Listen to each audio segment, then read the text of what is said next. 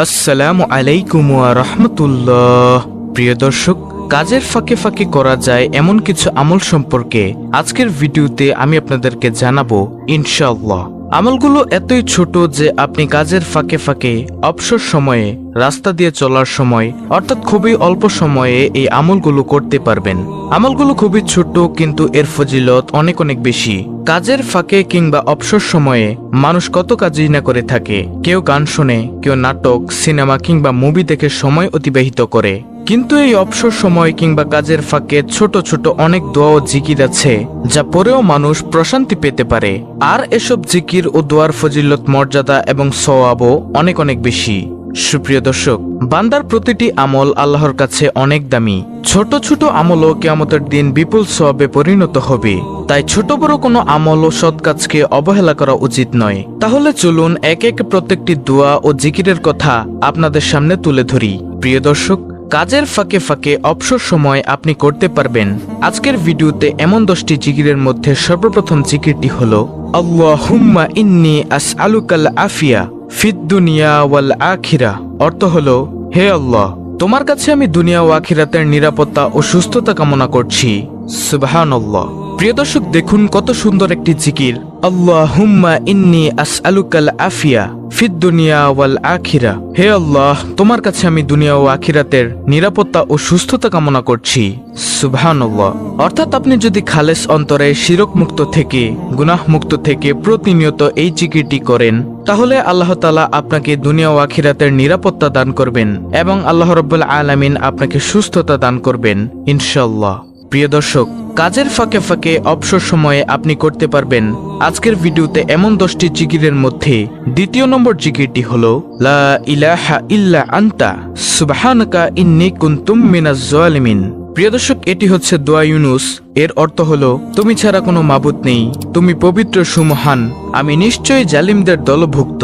প্রিয় দর্শক, এই জিকিরটির ফজিলত হলো দৈনিক একবার দোয়া ইউনুস পড়লে পদমর্যাদা সমুন্নত হয়। আল্লাহ তার রুজি রোজগারে সমৃদ্ধি দান করেন, দুঃখ, যন্ত্রণা, পেরেশানি, অশান্তি ও কষ্ট প্রভৃতি দূর করেন, তার জন্য সব রকমের কল্যাণের দ্বার খুলে দেন, শয়তানের প্ররোচনা থেকে তাকে রক্ষা করেন। প্রিয় দর্শক, কাজের ফাঁকে ফাঁকে অবসর সময়ে আপনি করতে পারবেন আজকের ভিডিওতে এমন 10টি জিকিরের মধ্যে তৃতীয় নম্বর জিকিরটি হলো সুবহানাল্লাহি ওয়া বিহামদিহি সুবহানাল্লাহিল আজিম। অর্থ, মহান সেই আল্লাহ এবং তারই সকল প্রশংসা। মহান সেই আল্লাহ যিনি সর্বোচ্চ মর্যাদার অধিকারী। আবু হুরায়রা রাদিয়াল্লাহু তাআলা আনহু থেকে বর্ণিত হাদিসে রাসূল সাল্লাল্লাহু আলাইহি ওয়াসাল্লাম বলেন, দুটি বাক্য এমন রয়েছে যা বলা সহজ, আমলের পাল্লায় অনেক ভারী আর আল্লাহর কাছেও অধিক পছন্দনীয়। সেটি হলো সুবহানাল্লাহি ওয়া বিহামদিহি সুবহানাল্লাহিল আজিম। বুখারী শরীফের হাদিস, হাদিস নম্বর 6406। এছাড়াও রয়েছে অসংখ্য ফজিলত। আপনি কাজের ফাঁকে ফাঁকে অবসর সময়ে এই আমলটি করতে পারেন।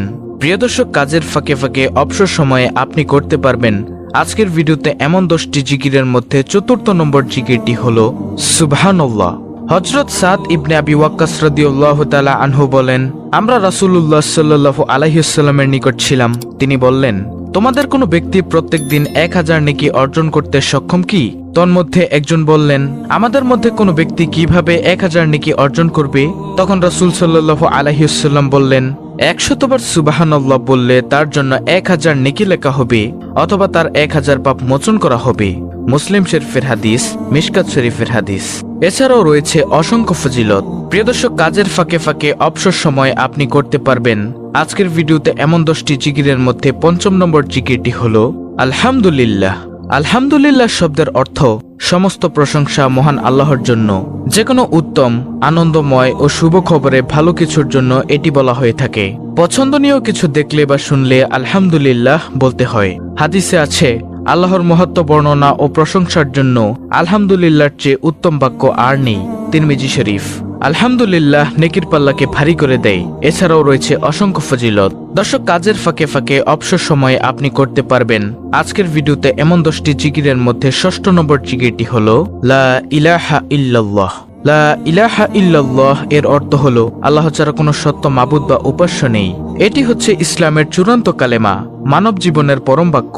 এই মহামূল্যবান বাণীর রয়েছে বিশেষ মর্যাদা এবং এর সাথে সম্পর্ক রয়েছে বিভিন্ন হুকুম আহকামের। প্রিয় দর্শক, 1 মিনিটে আপনি লা ইলাহা ইল্লাল্লাহ প্রায় 50 বার পড়তে পারেন।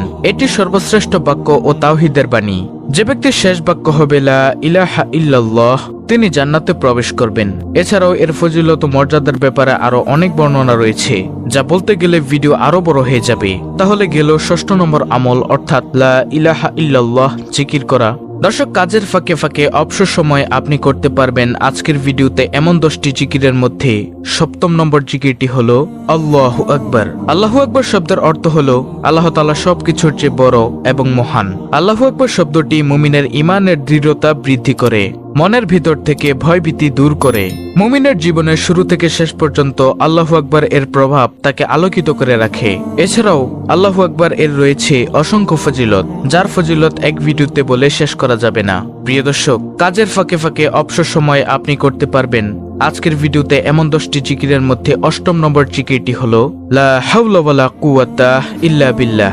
এর অর্থ হলো আল্লাহ ছাড়া কোনো ভরসা নেই, কোনো ক্ষমতা বা শক্তি নেই। অর্থাৎ মানুষের ব্যক্তিগত শক্তি, সামর্থ্য, ক্ষমতা ও সাহস যত বেশি থাকুক না কেন, আল্লাহ তাআলা তৌফিক না দিলে তা কোনো ধরনের উপকারে আসবে না। এবং আল্লাহর সত্তা সবকিছুর ঊর্ধ্বে, সব শক্তিধর বস্তু আল্লাহর সামনে একেবারে তুচ্ছ ও ছোট। এটি একটি গুরুত্বপূর্ণ বাক্য। এর ফজিলত সওয়াব অনেক বেশি। যখন মানুষ নিজস্ব ক্ষমতার বাইরে কোনো পরিস্থিতি ও কাজের মুখোমুখি হয় যা সম্পাদন করা তার উপর কষ্টসাধ্য হয়ে পড়ে, তখন এই বাক্যটি পড়তে হয়। এছাড়া শয়তানের কোনো প্রতারণা ও আক্রমণ থেকে বাঁচার জন্য এই দোয়াটি পড়তে হয়, অর্থাৎ লা হাওলা ওয়ালা কুওয়াতা ইল্লা বিল্লাহ। আমলটি করার ব্যাপারে হাদিসে অনেক বর্ণনা এসেছে। আবু মুসা আশআরী রাদিয়াল্লাহু তাআলা আনহু বর্ণনা করেন, রাসূল সাল্লাল্লাহু আলাইহি সাল্লাম একবার আমাকে বললেন, তোমাকে জান্নাতের অন্যতম ধনভাণ্ডারের কথা কি বলে দিব? আমি বললাম, অবশ্যই বলে দিন হে আল্লাহর রাসূল সাল্লাল্লাহু আলাইহি সাল্লাম। তিনি বললেন, লা হাওলা ওয়ালা কুওয়াতা ইল্লা বিল্লাহ। হাজিম ইবনে হারমালা রাদিয়াল্লাহু তাআলা আনহু বলেন, আমি নবী সাল্লাল্লাহু আলাইহি সাল্লামের নিকট দিয়ে যাচ্ছিলাম। তিনি আমাকে বলেন, হে হাজিম, তুমি অধিক সংখ্যায় লা হাওলা ওয়ালা কুওয়াতা ইল্লা বিল্লাহ বাক্যটি পড়ো, কেননা তা হলো জান্নাতের গুপ্তধন। তো এটি গেল 8ম নম্বর জিকির। তারপরে প্রিয় দর্শক, কাজের ফাঁকে ফাঁকে অবসর সময়ে আপনি করতে পারবেন আজকের ভিডিওতে এমন 10টি জিকিরের মধ্যে 9ম নম্বর আমলটি হলো আস্তাগফিরুল্লাহ পাঠ করা। আস্তাগফিরুল্লাহ এর অর্থ হচ্ছে আমি আল্লাহর কাছে ক্ষমা প্রার্থনা করছি। কোনো খারাপ কাজ করে পরবর্তীতে অনুতপ্ত হলে এ দোয়াটি পাঠ করা হয়। আস্তাগফিরুল্লাহ এর প্রধান ফজিলত হচ্ছে আল্লাহ তাআলার কাছে ক্ষমা পাওয়া। আমাদের প্রিয় নবী হযরত মুহাম্মদ সাল্লাল্লাহু আলাইহি সাল্লাম তাদের জন্য সুসংবাদ দিয়েছেন, যাদের আমলনামায় অধিক ইস্তেগফার পাওয়া যাবে। প্রতিদিন আস্তাগফিরুল্লাহ পাঠ করা নবীজি সাল্লাল্লাহু আলাইহি সাল্লামের সুন্নতের অনুসরণ। কারণ নবীজি সাল্লাল্লাহু আলাইহি সাল্লাম দৈনিক কমপক্ষে 70 বার ইস্তেগফার পাঠ করতেন। তাহলে গেল 9ম নম্বর জিকির, অর্থাৎ আস্তাগফিরুল্লাহ ইস্তেগফার পাঠ করা। তারপরে প্রিয় দর্শক, কাজের ফাঁকে ফাঁকে অবসর সময় আপনি করতে পারবেন আজকের ভিডিওতে এমন 10টি জিকিরের মধ্যে সর্বশেষ 10ম নম্বর আমলটি হলো নবীজি সাল্লাল্লাহু আলাইহি সাল্লামের উপর দুরূদ পাঠ করা। সেটা হতে পারে দুরূদে ইব্রাহিম, যেটা আমরা নামাজের মধ্যে পাঠ করে থাকি, অথবা সবচেয়ে ছোট দুরূদ সাল্লাল্লাহু আলাইহি সাল্লাম। আপনি যদি দুরূদে ইব্রাহিম পড়তে না পারেন, তাহলে আপনি পাঠ করুন সাল্লাল্লাহু আলাইহি সাল্লাম সাল্লাল্লাহু আলাইহি সাল্লাম সাল্লাল্লাহু আলাইহি সাল্লাম। তাহলেও আপনার দুরূদ আদায় হয়ে যাবে ইনশাআল্লাহ। দুরূদ পাঠের ফজিলত হলো, একবার দুরূদ পাঠ করলে আল্লাহ তাআলা 10টি রহমত নাজিল করেন।